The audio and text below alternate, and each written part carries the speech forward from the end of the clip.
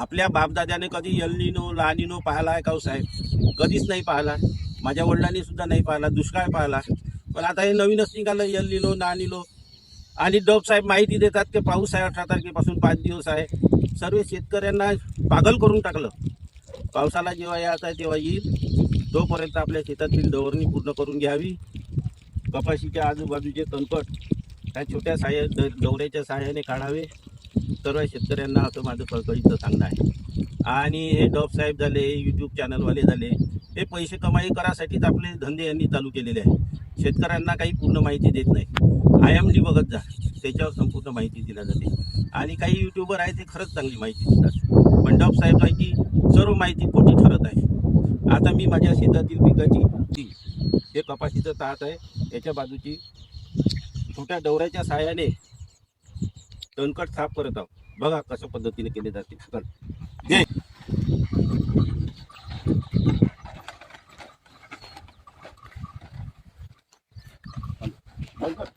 आता कपाशीच्या तासाच्या बाजूचे छोट्या डवऱ्याच्या सहाय्याने डवरणी करत आहोत. बघा हे जुन्या पारंपरिक पद्धतीनुसारच चालू आहे.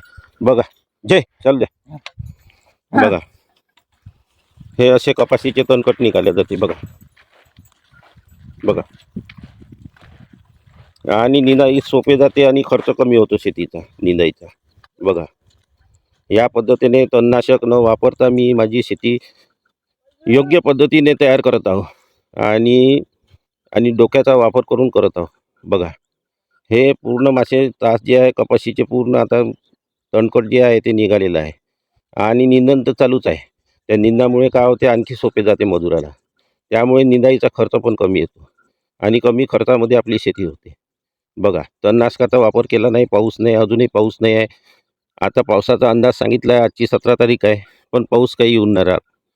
आता केव्हा येईल तर काम आहे. पंढरपूरला पडला, आता विठ्ठला पांडुरंगाने इकडे पाणी आणला पाहिजे आमच्या वर्धा जिल्ह्यात.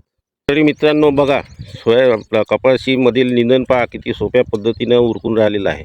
आणि बायांचं सुद्धा तेच म्हणणं आहे का पट उरकून राहिलं. आता मी बायांचं मनोगत घेतो. आमच्या वहिनीचं मनोगत. वहिनी निंदन कसं का होऊन राहिलं? उरकून राहिलं का नाही? आता काही बायाचं म्हणणं आहे असं काऊन केलं जी म्हणते. तर काऊन केलं म्हणजे आता माझ्या टकल्याचे केस कमी होत चालले. टकलं पडत चाललं मला. आणि शेतीमध्ये कमी खर्चात शेती करायचं असं मी यावर्षी ठरवलं आहे. त्याच्यामुळं कपाशीच्या बाजूचं तणकट हे छोट्या डवऱ्याने काढलेलं आहे. बघा निंदण्यासाठी किती सोपी जाते. बसा बघा ह्या आमच्या कोल्हे मामी आहे, त्या निंदन करत आहे. बघा का मामी सोपी जाऊन राहिलं का निंदन? हां हां अगदी सोपी. बोला आता कसं का होऊन राहिलं निंदन? चांगलं होऊन राहिलं, अगदी सोपं होऊन राहिलं. पटपट होऊन राहिलं. जड नाही जाऊन राहिलं. बरं मामीचं म्हणणं आहे का निंदन चांगलं उरकून राहिलं, जड नाही जाऊन राहिलं आणि सोपी. आणि बायांच्या पण हाताला त्रास नाही होऊन राहिला. यामध्ये इचवा आहे, केना आहे, पुष्कळ जातीचं तणकट आहे. मधातला पोटात काळाच झालेला आहे. आता झाडाच्या साईडचं तणकट काढणं चालू आहे मजुराच्या साईडने.